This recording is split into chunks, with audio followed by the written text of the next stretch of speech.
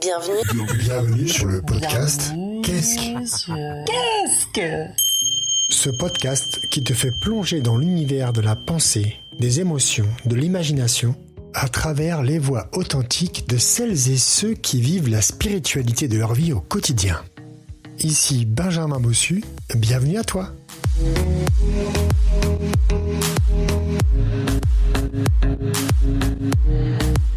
Je suis une artiste stellaire. Tout ce qui est stellaire, c'est mon truc. Donc le cosmos, l'infini, possibilité de la vie, la connexion à la source, pourquoi on est des êtres humains incarnés sur Terre et comment est-ce qu'on peut faire de cette existence la plus belle chose qui soit, c'est mon dada. Et pour ça, je crée de la beauté, je crée des espaces aussi d'évolution ensemble. Donc je crée des espaces comme toi, j'utilise la musique, je crée des espaces de danse avec un processus relié aux étoiles. Donc j'inclus beaucoup l'astrologie parce que je trouve ça beau, poétique et que ça permet de se relier au cosmos d'une manière assez chouette. Puis ça c'est aussi l'héritage des Incas, on travaille beaucoup avec les étoiles, la qualité des étoiles. Et j'ai énormément de compétences parce que j'adore apprendre, donc j'ai 50 000 métiers, j'ai déjà eu beaucoup de vies, mais mainly, aujourd'hui, je me considère vraiment plus comme une humaine en chemin vers l'inclusion et la paix en fait, et je suis vraiment au service de la paix intérieure et extérieure, et j'ai vraiment envie que ce qui m'anime, c'est que chaque personne puisse reconnaître en fait l'inestimable valeur et l'inestimable trésor qu'il ou elle est. Et j'ouvre des espaces d'accompagnement pour ça. Et je suis vraiment dévouée à ça, c'est vraiment ma dévotion. Et j'utilise tous ces outils et toutes ces années, parce que ça fait 30 ans que je suis sur ce chemin au service de ça, en fait, de la beauté. Quand est-ce qu'on va voir que ce monde qu'on a à notre disposition, dans lequel on vit, dans lequel on peut avoir un impact, est extraordinaire et qu'on peut y créer des choses magnifiques. Et on est là pour ça.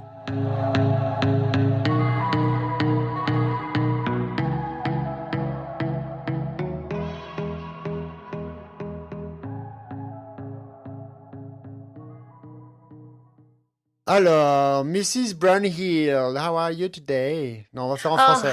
Ouais, en français, ok. Ça va super. Et je suis hyper heureuse de passer ce moment avec toi. Merci de m'accueillir, de m'avoir invitée. Ça me fait hyper plaisir. Avec joie. Je sais que tu peux partir loin, donc fais-toi plaisir. Si tu vas trop loin, je te ramènerai. D'accord. Tu vois, mais l'idée, c'est que tu t'exprimes comme tu es, sans filtre, avec transparence, avec qui tu es. Ok. 1, 2, 3. Qu'est-ce que la vie?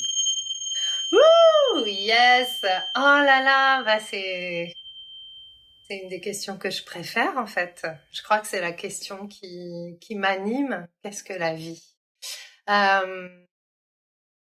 Pour moi, c'est à la fois l'origine et la destination. C'est ce qui fait que je suis en mouvement, et c'est ma quête en fait, vivre et la vie, comprendre ce que c'est la vie. Peut-être pas forcément comprendre, mais le décomprendre, le désapprendre, parce qu'en fait, pour moi, il y a plusieurs dimensions à la vie, et il y a plusieurs manières de la voir. Et il y a la manière très humaine de voir la vie qui est l'existence, donc quelque chose d'existentiel. On a un début, une fin. Entre les deux, on vit une histoire, des événements et des choses comme ça. On crée une identité, on construit, on influence le monde qui nous entoure, on impacte, on rencontre, etc. Ça, c'est une existence. La vie, c'est ce que j'ai cru pendant longtemps qui était la vie, justement. Et puis, maintenant, pour moi, la vie, l'origine et la destination, c'est la conscience. C'est avoir conscience que ce qui nous anime, ce qui nous fait vivre la vie, est quelque chose qui anime tout le vivant et qui est par définition éternel, qui n'a pas de début, pas de fin, et qui est pour moi la conscience de ce qu'est créé. Alors, je ne sais pas si c'est très clair ce que je suis en train de dire, parce que c'est quand même une grande question philosophique, mais en tout cas, il y a la vie du point de vue de notre ego, du point de vue de notre personnalité pour moi, et puis il y a la vie qui est ce qui a tout créé, que certains appellent la source, que certains appellent Dieu, que certains appellent l'univers. Et pour moi, en tout cas dans ma petite vie, je veux expérimenter la vie. Et c'est quelque chose que j'ai expérimenté cet été, où j'ai reçu ce message hyper fort, parce que j'ai donné une retraite et je traversais un moment un peu particulier. J'ai fait le vœu l'année dernière de justement m'ouvrir à la vie.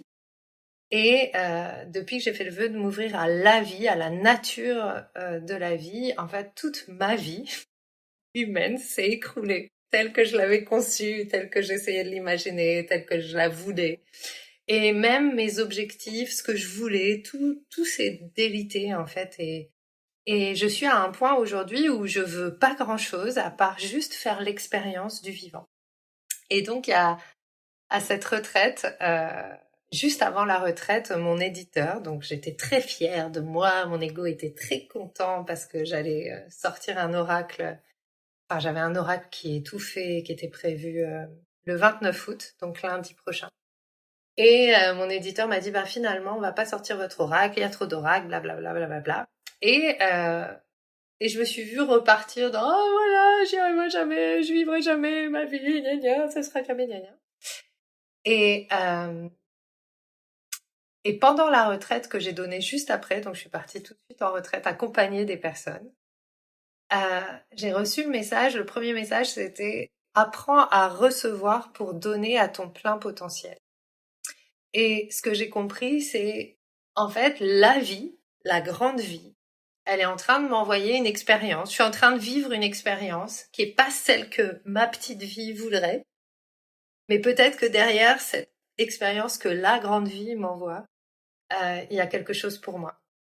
Pour que je puisse donner à mon plein potentiel. Et en fait, cet événement de non-oracle, de non-édition, m'a ramené à la profondeur de ma philosophie de vie, de comment je vois la vie, ça m'a ramené en fait à mon essence qui est là depuis que je suis enfant. Depuis que je suis enfant, je sais que la vie ne se résume pas à ce qu'on nous enseigne, que la vie ne se résume pas à une société, que la vie ne se résume pas à un travail, un mari, des enfants et une structure humaine en fait.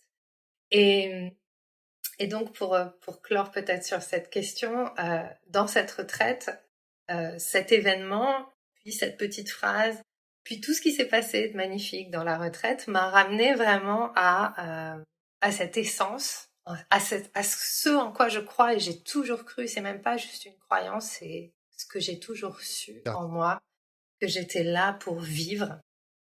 Et le dernier jour de la retraite, donc c'était la danse d'intégration, et on était en train de danser et j'étais dans la yourte, donc on dansait dans une yourte, il faisait pas super beau, mais autour de nous il y avait une grande forêt et j'étais en train de mettre la musique, donc je mixais et puis tout à coup je sens en fait que la yourte est trop petite, je sens que j'ai envie de sortir et je me dis oui mais j'accompagne l'espace, je vais pas sortir et les laisser là, faut que je mette la musique, bon bref, mais je sens que faut que je sorte. Et donc je me mets sur le seuil de la porte et sur le seuil de la porte, donc voilà, je suis entre l'intérieur, donc la yourte et l'extérieur. Et là j'entends, tu peux vivre ta vie ou tu peux vivre la vie.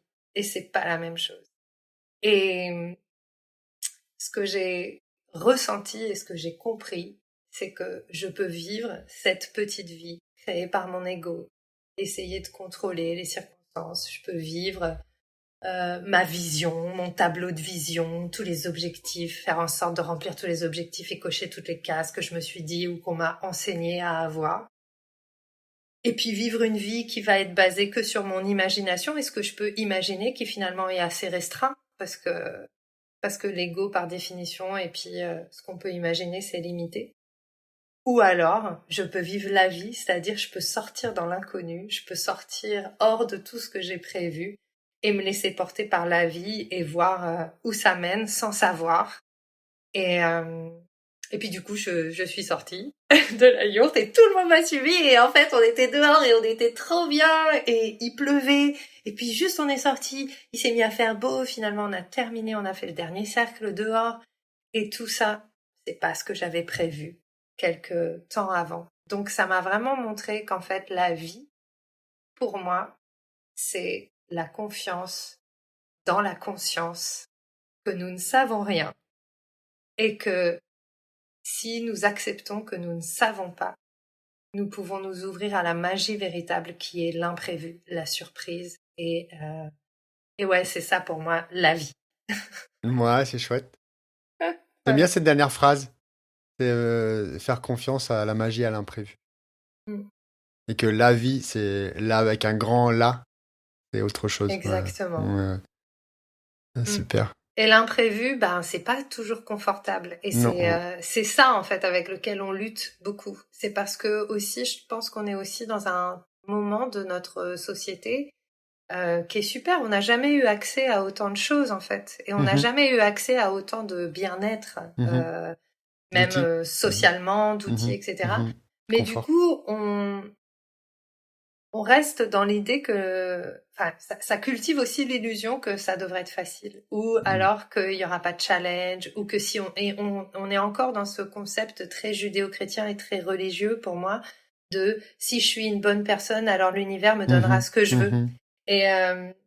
Et en fait, c'était là-dedans que j'étais aussi. Toute ma vie, j'ai fait en sorte d'être une bonne personne pour que finalement la vie me donne ce que je veux. Mais si j'enlève ce que je veux, alors la vie me donnera ce dont j'ai besoin pour être la personne extraordinaire que je suis déjà, en fait. J'adore ça. Merci de partager, en fait, c'est ça que je voulais dire. Avec joie.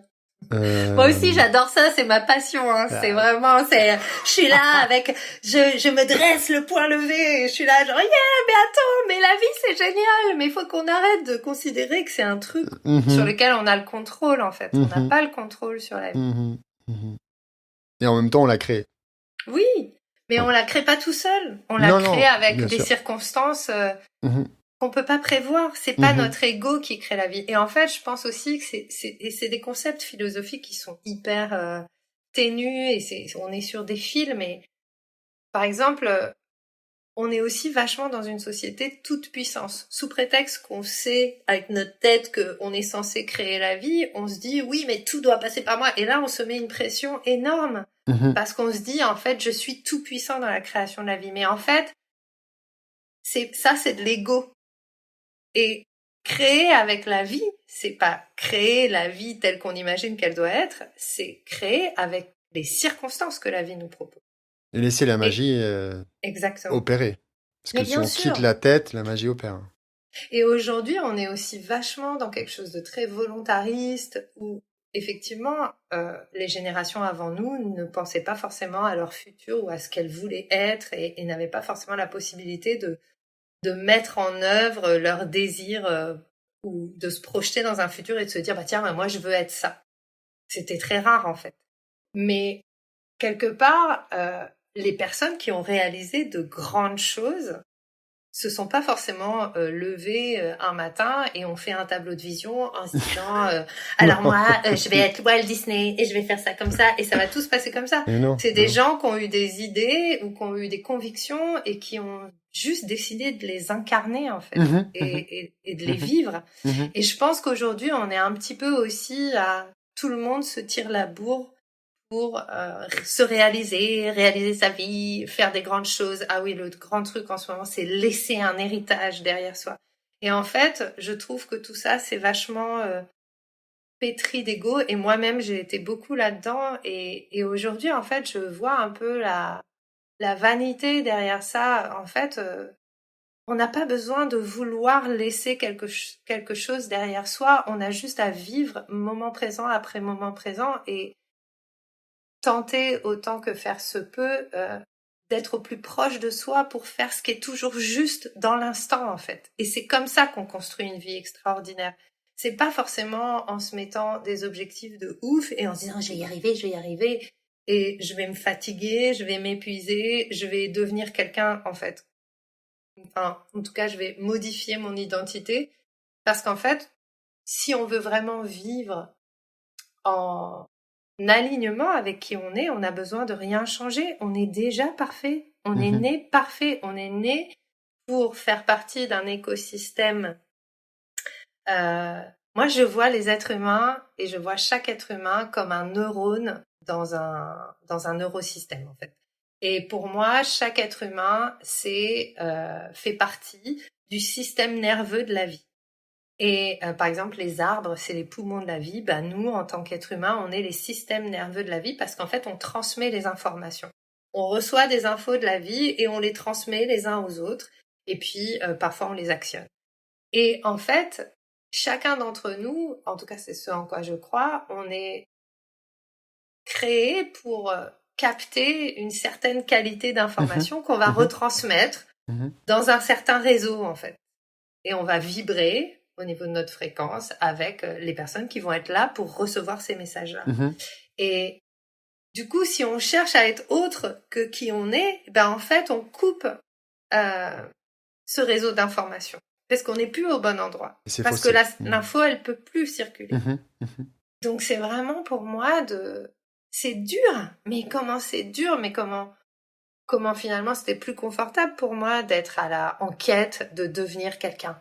De réussir, de gagner de l'argent, etc. Aujourd'hui, ce que je disais à mon compagnon ce week-end, je dis mais en fait c'est horrible, j'ai plus du tout d'objectifs, je ne sais pas comment vivre.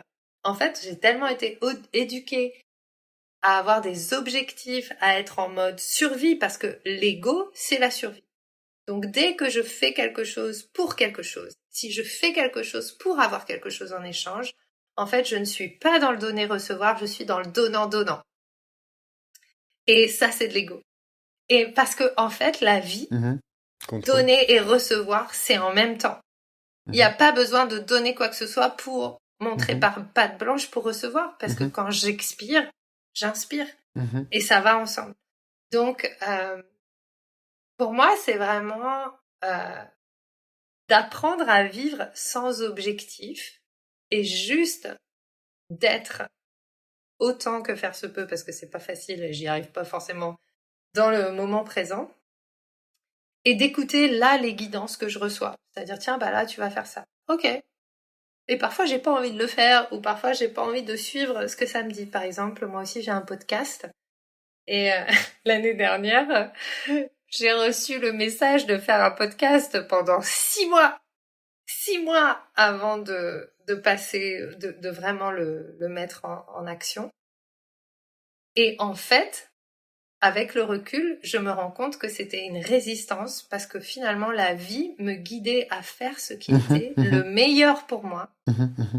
Mais mon ego résistait et voulait pas parce que ça voulait dire que j'allais changer. J'ai connu ça aussi. Encore voilà. Maintenant. Oui. Bah, je pense que voilà. Mais après d'en avoir conscience, c'est bien parce que c'est un autre état. C'est plus facile. Ouais. Ça passe, on passe des étapes, on débloque. On fait il y a 3 mois c'était impossible à y penser, maintenant je suis dedans. Tu vois, voilà. Bon, merci pour tout ça, c'est bien complet. La deuxième question, si tu veux bien, c'est qu'est-ce que, roulement de tambour, la spiritualité? Alors, évite d'ouvrir 15 tiroirs. Non, je vais essayer d'en ouvrir un. Je vais prendre un focus. 2, tu vois. Bah oui, je sais, maintenant maintenant qu'on se connaît un peu mieux, tu sais que je peux être assez dithyrambique et je peux partir un peu dans tous les sens. Oui, j'aime bien. Voilà, c'est juste là, dans le contexte. Alors, je vais parler de la spiritualité du point de vue de l'enseignement que j'ai reçu et que j'incarne aussi et que je transmets, qui est la Pachacuti Mesa tradition, qui est l'enseignement des Incas du Pérou. Et Et donc, il y a une sorte de spirale médecine, donc comme une roue de médecine. L'esprit, la spiritualité, donc notre esprit, notre connexion à la source, c'est ça pour moi. Être spirituel, c'est se souvenir qu'en fait, je suis connectée au mystère et donc je suis connectée à l'inconnu et à l'invisible. Et pour moi, la spiritualité, c'est retrouver cette dimension qui est inhérente à l'être humain, puisque dans toutes les roues de médecine de toutes les cultures du monde, il y a une dimension spirituelle. Et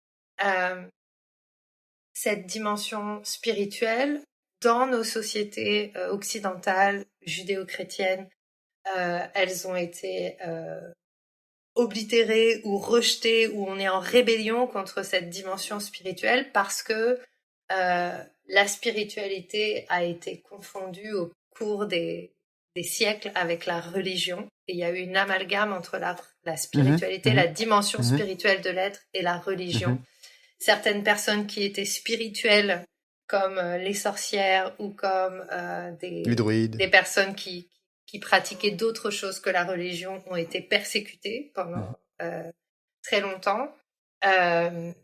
Et donc, il y a eu c'est comme si on avait oblitéré en fait une dimension du soi, parce que ça représentait un risque, le risque de tomber sous le joug d'un pouvoir extérieur. Donc ça, c'est avec la religion souvent. L'hypocrisie aussi que les religions représentent et le discours très fanatique de certaines religions, quelles qu'elles soient en fait, dans toutes les religions. Il y a vraiment une oblitération du pouvoir personnel à travers la pratique de la religion. En tout cas, c'est comme ça qu'on l'a beaucoup vécu, en tout cas en Occident. Et donc, pour moi, la spiritualité, aujourd'hui, c'est ce mouvement qui tend à ramener cette dimension dans l'humain. Et la spiritualité, c'est une construction humaine. Parce qu'en fait, la spiritualité, c'est un mouvement créé par les humains, mais en vérité, on n'en a pas besoin, puisque la dimension spirituelle, elle est déjà en nous. Donc, pour moi, la spiritualité, c'est se souvenir de quelque chose qui est en nous, mais qu'on a oublié. C'est des pratiques qui vont nous permettre de se reconnecter à ça. Mais nous, en tant qu'êtres spirituels, finalement, on n'a pas besoin de spiritualité parce qu'on est déjà spirituel. C'est dans notre nature, c'est dans notre essence. On ne peut pas faire autrement que d'être connecté à l'invisible parce que, comme je le disais sur la question d'avant, on est connecté au grand mystère et à l'inconnu. On a beau imaginer tout ce qu'il y a derrière la mort et on a beau faire des tas de cérémonies avec des plantes et avoir des glimpses dans d'autres dimensions ou autre chose, en fait, il restera toujours cette part de je ne sais pas, et même si je peux imaginer, et même s'il y a des choses qui me permettent d'ouvrir ma conscience ou mon imagination, est-ce que c'est vrai? J'en sais rien. Donc, pour moi, vivre spirituellement, c'est accepter le mystère de la vie, et donc c'est revenir à la vie, et c'est revenir à je sais pas, mais je dis ok à m'ouvrir à la magie. Et par exemple, mon chien qui est en train de ronfler et que peut-être vous entendez dans le micro est un être extrêmement spirituel qui ne se pose aucune question sur sa spiritualité ou pas et qui est d'une sagesse incroyable. Elle est fatiguée, elle dort, elle a envie de câlin, elle fait des câlins, elle est toujours dans l'amour, toujours dans la compassion, toujours dans l'expression la plus pleine d'elle-même. Et pour moi, c'est ça aussi, vivre son être spirituel, c'est être dans la plus pleine expression de soi, dans toutes nos dimensions. Merci d'avoir mis le cadre sur cette origine de tes enseignements Pachacuti. Qui me fait penser à Pachacutec, en inca, qui veut dire... Renversement. Renversement. Enfin, moi, je l'ai appris comme changement. D'ailleurs, tu portes ce médaillon, symbole du soleil, qui est The God in the Incas. Mais bien sûr, parce que c'est mon nom inca, mon nom chamane, de grande prêtresse. Ça me fait rire toujours. C'est Inti Mayuk et c'est rivière de soleil. Rivière de soleil. Un rivière de soleil dans un corps, en mouvement. Donc il y a un côté avec la danse, avec la fluidité de la lumière. Et voilà. Inti, ça me fait penser à... C'est Dieu. Il y a une dimension de Inti, c'est le dieu soleil. Chère Inti, prêtresse grande, merci pour ta réponse. La troisième question, c'est qu'est-ce que l'amour? Pour moi, c'est la première question, c'est pareil, c'est la vie pour moi. L'amour, c'est la vie. Pour moi, l'amour, je pourrais te répondre exactement de la même manière que pour la première question. La manière dont je le vois, c'est que il y a l'amour humain, donc toutes les formes d'amour. Et d'ailleurs, les Grecs en parlent hyper bien parce que en ce moment, il y a Vénus rétrograde en Lion, donc j'accompagne un groupe de personnes j'accompagne un groupe de femmes autour de l'exploration de l'amour en soi, et on explore les 7 dimensions de l'amour selon les Grecs. Donc il y a l'amour de soi, il y a l'amour romantique, il y a l'amour sexuel, il y a l'amour de la communauté, il y a l'amour de la famille, enfin voilà, plein de formes d'amour différentes. Mais pour moi, l'amour, quand je dis que je suis... parce que l'amour, c'est aussi ma mission. Je travaille beaucoup autour de l'amour, d'aimer, en fait. Qu'est-ce que ça veut dire, aimer? Pour moi, l'amour, c'est la nature de la vie, c'est-à-dire c'est ce tissu, ce fabric, ce tissu qui crée tout. Et c'est toujours dans la Pachacutimesa, la 7e direction de la spirale médecine, c'est Nyokani, l'amour en action. Et c'est vraiment la conscience de la vie qui crée. Et c'est ça l'amour, c'est la conscience de la vie qui crée. Et donc, quand on prend conscience que tout est créé par la vie, alors tout fait partie de la vie, et donc tout est amour. Et quand on dit que tout est amour, ça veut dire que tout a un sens, tout a une place dans l'écosystème du vivant, tel qu'il est créé. Et à nouveau, c'est là où ça vient frotter avec notre expérience humaine, parce que dans notre conception de l'ego, du bien et du mal, de ce que c'est être une bonne personne, être une mauvaise personne, ce qui est faisable, ce qui n'est pas faisable, la morale, etc., on va avoir tout un tas de jugements et un tableau qui va définir si on est aimable ou pas. Et c'est ça qui nous empêche l'inclusion. Et c'est ça qui crée en fait aussi les clivages et les séparations. C'est que on a assimilé l'amour création. L'amour christique, en fait, c'est l'enseignement de tous les grands maîtres, en fait, de Jésus, Bouddha, Krishnamurti, enfin, tous ces maîtres, en fait, qui sont venus dire, mais en fait, tout est amour. Et ce que tu vois et que tu n'aimes pas, c'est qui tu es, en fait. Parce que tu es la création, et donc, comme la création, c'est tout, tu es tout. Et c'est tellement simple que l'ego peut pas l'entendre, et que c'est pour ça que en fait souvent les grands maîtres ou les personnes qui ont véhiculé ce genre d'idées ont eu la vie dure, sont morts et n'ont pas ont été un peu des martyrs, parce que c'est insupportable. Ça voudrait dire remettre en cause tout notre système de considérer que tout est amour. Ça voudrait dire aimer ce qu'on rejette. Ça voudrait dire, et encore une fois, c'est là où aussi c'est toujours un peu touchy et un peu tendu, c'est que aimer, ça veut pas dire aimer humainement. Et on peut tout à fait aimer tout et inclure tout sans tout accepter. Et c'est pas la même chose, en fait. Et voilà. Donc ça c'est vraiment, et je pense que j'en aurai pour toute ma vie à continuer à comprendre, mais pour moi en tout cas, l'amour c'est la conscience suprême de tout ce qui est. Et il y a 2 ans, je suis partie nager avec les dauphins, Et j'ai vécu une sorte d'illumination hyper intense.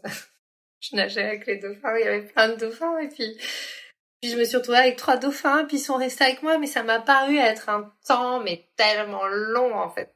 C'était énorme. Et ils nageaient, et puis ils faisaient des sons, et puis tout était un peu au ralenti. Et j'ai senti, en fait, mon cœur comme si on m'ouvrait le cœur à la hache, en fait. Une sorte d'ouverture, avec le cœur qui s'est ouvert, et j'ai entendu « Tu peux te laisser aimer par la vie. Tu peux te laisser aimer par la vie. Tu es amour. » Et là, j'étais dans mon masque, j'ai pleuré, j'ai éclaté en entendant « Oh mon Dieu, oh c'est vrai !» Et j'avais j'avais des métamorphes partout dans le masque, c'était horrible, les trucs, et j'arrêtais pas de pleurer, puis j'étais là sangloter et tout ça. C'était tellement beau, c'était tellement juste, c'était tellement vrai, c'était tellement ça, que ça m'a beaucoup avant d'aller les voir, ils travaillaient déjà avec moi, et en fait cette énergie, elle est vraiment très présente dans tout ce que je fais, dans tout ce que j'accompagne, et j'y crois vraiment à l'énergie dauphin qui représente vraiment cet amour inclusif, parce que ce que je trouve génial, c'est que les dauphins en communauté, ils sont incroyables, quoi.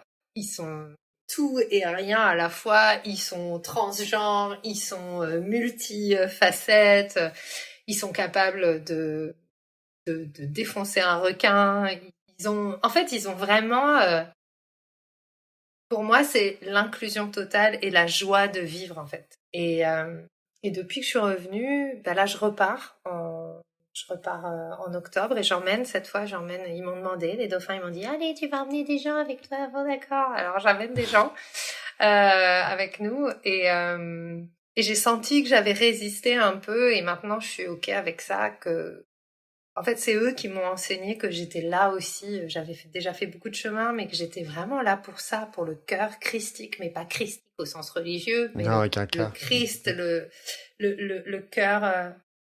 le cœur qui aime et qui fait pas de différence, et c'est d'ailleurs aussi quelque chose que je trouve compliqué, parce que ça me met parfois dans des situations complexes, parce que je trouve aussi beaucoup d'excuses parfois à des comportements qui sont pas OK, et ça me crée énormément de frustration, parce que en fait c'est pas parce que je vous raconte tout ça que je suis plus humaine et que j'ai tout capté de l'amour et de la vie, pas du tout.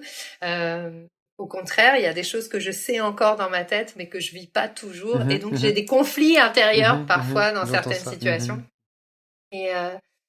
Mais en tout cas, l'amour, c'est ce qui fait tout, et pour moi, c'est le sens de mon existence, en tout cas. C'est une quête, c'est la même quête que la vie, c'est la même chose, en fait. Bon. Très bien, t'es revenu au point de départ. Ouais. Au point de départ, c'est super. Exactement.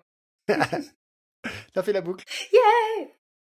On va continuer à descendre ou explorer ces tissages. Tu avais capté que ces trois questions étaient vraiment très liées, non? Et la question suivante est: qu'est-ce que la sexualité?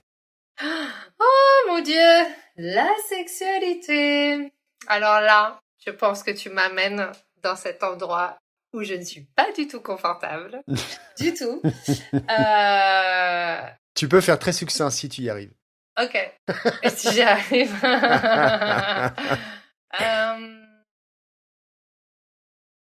Écoute, ma tête me dit, voilà, la sexualité, c'est un moyen de connexion et de transcendance du corps. Mais c'est pas comme ça que je la vis, en fait. Donc, pour faire court, pour moi, je sais que c'est un challenge et un défi. C'est aussi vachement lié à mon histoire. Et c'est aussi pour ça, et comme à l'histoire de beaucoup de femmes, je pense. Et c'est vraiment hyper intéressant, parce que c'est un endroit hyper vulnérable pour moi, qui est quelque chose de très intime, et que je partage que avec une personne, qui est mon compagnon. C'est quelque chose qui a été un moyen de manipulation pour moi pendant très longtemps, mais qui n'a pas en tout cas à ce jour, dont j'ai pas la clé en fait. Pas la clé de la sexualité. En fait, quelque part, il y a tout un endroit où ça ne m'intéresse pas trop. Enfin, voilà. J'ai vécu tellement des trucs fous. Par exemple, voilà, en cérémonie de plantes, j'ai vécu un orgasme de toutes mes cellules en même temps.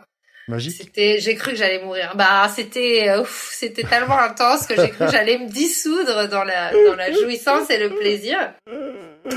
Et en fait, avec quelle plante ? Pardon, avec quelle plante ? C'était avec la madre, avec l'ayahuasca. Et c'était ma toute première cérémonie. Donc c'est monté et puis mais vraiment, et j'ai même dit ah bah non mais là je disparaître. Puis tout mon corps et toutes mes cellules étaient vibrantes. Et du coup pour moi je pense que c'est ça la sexualité, mais je suis pas sûre que ce soit atteignable d'un point de vue d'échange humain. En tout cas, à ce jour, je me suis dit, j'ai vécu ça, moi, ça me va. Comme je disais, j'ai pas forcément d'objectif en plus. En fait, je prends tellement de plaisir et je me réalise tellement à travers plein de choses. Et je me suis posé souvent la question de pourquoi ça m'intéresse pas plus, est-ce que je devrais aller... Tu vois, mais là, en ce moment, je suis dans quelque chose où j'en ressens pas le besoin, en fait. Et bon, alors on fait quand même un festival de tantra avec mon chéri. Enfin, voilà, on fait quand même des choses comme ça et tout ça. Ouais, j'aime bien. Mais pour moi, si tu veux, c'est tellement proche de tout ce que je peux vivre dans la danse, par exemple. Enfin, moi, j'ai fait des transes tellement extraordinaires dans la danse, ce que j'ai vécu avec les dauphins, tout ça. Pour moi, c'est presque parfois plus intense et plus satisfaisant, ou en tout cas plus expansant que des relations physiques que j'ai pu avoir dans ma vie, en fait. Donc, je me suis beaucoup posé la question et je me suis dit, je suis pas sûre que pour moi, ça passe par là, l'éveil. Pour moi. Je parle dans mon histoire. Ou alors, je suis pas prête. Mais c'est ok. Je suis ok avec le fait que peut-être j'ai encore un passif de nonne dans mon karma ou un truc comme ça, mais voilà. Très bien. Bah écoute, au moins, moi c'est le bien, c'est que t'es en clarté avec ça et tu l'as intégré, ça a pas l'air de te gêner ou quoi, donc c'est pas du tout. C'est super, c'est super. Qu'est-ce que la créativité ? Tada ! Tada ! La créativité, c'est ma nature. La créativité, c'est moi. La créativité, c'est ma vie. La créativité, c'est vraiment, pour moi, c'est l'art de faire avec tout ce qui est, en fait. Et c'est aussi l'art de la confiance dans le chemin qui se présente à soi et qui nous anime. En fait, c'est vraiment un art, la créativité. La créativité, c'est pas forcément de l'art. Mais la créativité, c'est un art. C'est un art d'être créatif. Et pour moi, c'est vraiment avoir suffisamment confiance en soi et dans la vie pour suivre un cheminement ou une manière de faire, de vivre qui va être unique, en fait, et qui va donner quelque chose, qui va permettre quelque chose. Et ouais, c'est... je pense que dans toutes les personnes que je connais, je pense être une des plus créatives parce qu'en fait, j'adore créer.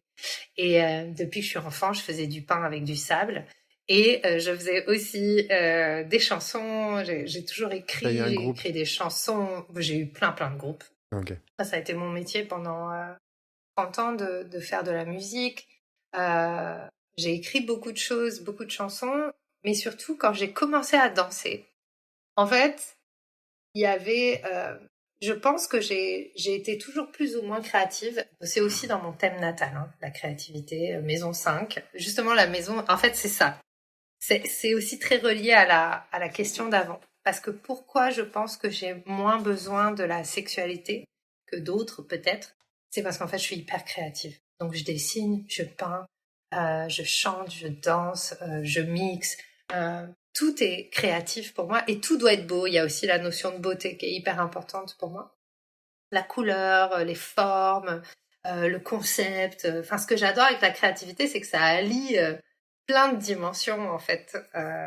Il y a une démarche. Enfin, voilà. Ça peut être vraiment hyper puissant. Et puis surtout, la créativité, ça permet aussi de se transformer. Moi, c'est grâce à la créativité que j'ai changé ma vie, en fait. Parce que j'ai beaucoup écrit, donc ça m'a permis de déverser pas mal de choses, d'exprimer, de transformer, de comprendre, parce que il y a un moment où quand on crée ou quand on écrit, il y a quelque chose d'autre qui prend le relais. Et ça, c'est aussi dans la danse. Quand on commence à danser longtemps, quand on joue longtemps, quand on chante longtemps, quand on fait quelque chose pendant un certain temps, on rentre dans une espèce de transe. Et là, il y a quelque chose d'autre qui prend le relais et qui peut venir nous enseigner une transformation ou qui peut venir transformer. Et quand j'ai commencé à danser, en fait, avant, je pense que j'ai créé beaucoup, mais j'étais pas si créative. Mais quand j'ai commencé à danser, c'est comme si ça avait restructuré tout mon intérieur et qu'il y avait des connexions qui s'étaient refaites, qui étaient déjà là, mais qui étaient peut-être un peu effacées ou recouvertes. Et la première fois que j'ai vraiment dansé longtemps en 5 rythmes dans un stage, j'ai eu l'envie irrépressible de dessiner. Et j'ai fait des séries de dessins, des séries de tableaux que j'ai même vendues. Enfin, les gens ont adoré cette série de dessins et depuis, je dessine beaucoup. Donc, j'ai créé des oracles, j'ai créé des grandes peintures. J'ai fait une formation de chamanisme et créativité pendant 1 an. Je suis allée aux États-Unis. Et en fait, on a travaillé autour de la poésie, du pouvoir de transformation de la poésie, de la peinture, de la création, associée aux thérapies cognitives, etc.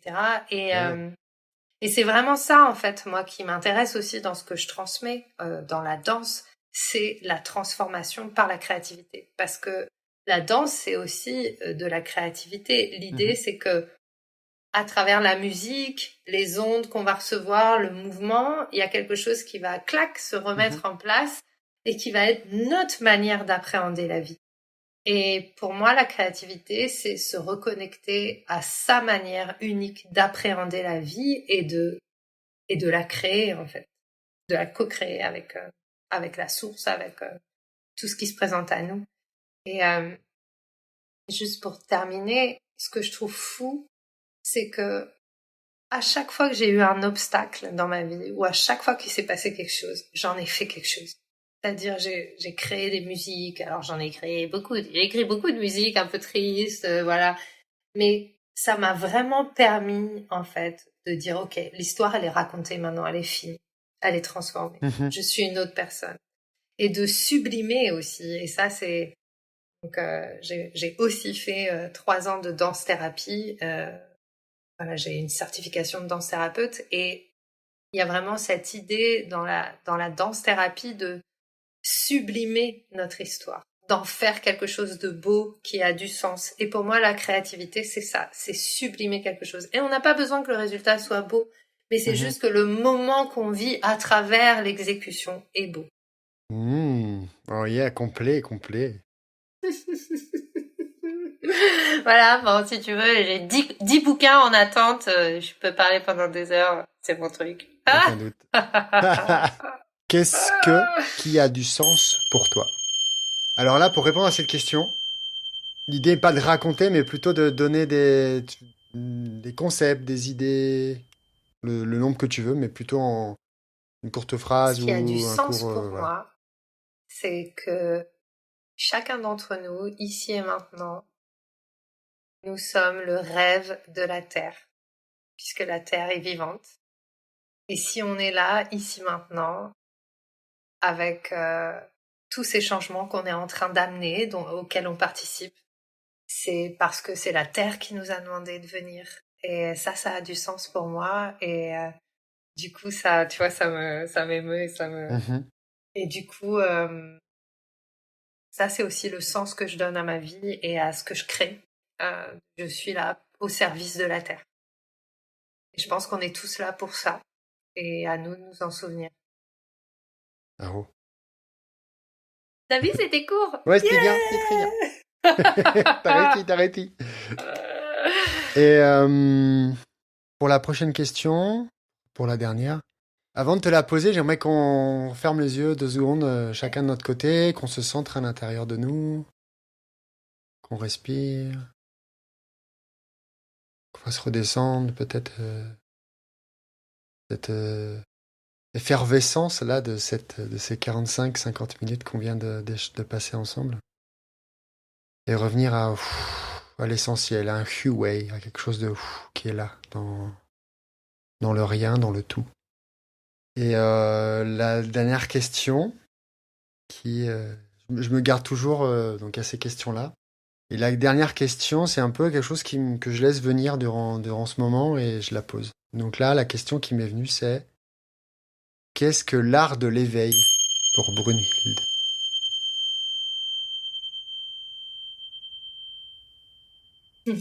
Ce qui me vient, c'est l'art de cesser de se raconter les mêmes histoires.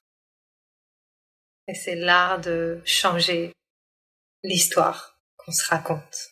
Et de se souvenir que le passé est fini. Il n'existe plus, à part dans notre tête et dans notre corps. Que le futur n'existe pas encore. Et que tout ce qui compte, c'est qui on est ici maintenant, qui je suis ici maintenant. C'est ça pour moi l'art, et c'est de se ramener à chaque fois, ici maintenant. Qu'est-ce que je suis en train de vivre, avec qui, qu'est-ce que je suis en train de vivre ici maintenant. Ce serait ça pour moi. Merci Brunhilde. Avec joie, merci à toi. Bon, merci de m'avoir accepté avec ma volubilité légendaire. C'est un plaisir. C'est un plaisir d'en savoir plus et puis que tu aies pu répondre à ces questions existentielles, ma foi, questions philosophiques, questions profondes, si on veut bien les voir comme ça. J'adore, c'est ma passion. C'est vraiment ma passion. Je trouve que il n'y a pas d'autres questions à se poser, en fait. Il peut y en avoir d'autres, en tous les cas. Celle-ci, c'est celle qui ont vraiment du sens pour moi aussi depuis très longtemps. Et je trouve que, même si de plus en plus, dans le chemin, on rencontre des gens et on a tendance vraiment à échanger avec des gens qui ont déjà une présence dans cette conscience-là, c'est toujours bien, justement, d'échanger pour se mettre à jour ou pour avoir un autre point de vue et revenir à quelque chose de plus central et aussi pouvoir que ça s'exporte dans l'écoute et que d'autres gens qui sont sur un autre chemin, un autre moment de leur existence puissent s'intégrer et récupérer quelque chose aussi pour leur propre évolution. Et c'est aussi pour ça qu'on partage, qu'on crée, qu'on voyage, qu'on apprend, qu'on désapprend. Ouais, super. C'est un podcast que je réalise en parallèle du podcast Chronique d'une résilience méconnue, où je parle de spiritualité, de transformation personnelle, depuis mon expérience personnelle. J'avais envie de laisser la place aux autres, à celles et ceux qui nourrissent mon chemin au quotidien. Je ressens beaucoup de gratitude. Merci, merci et merci.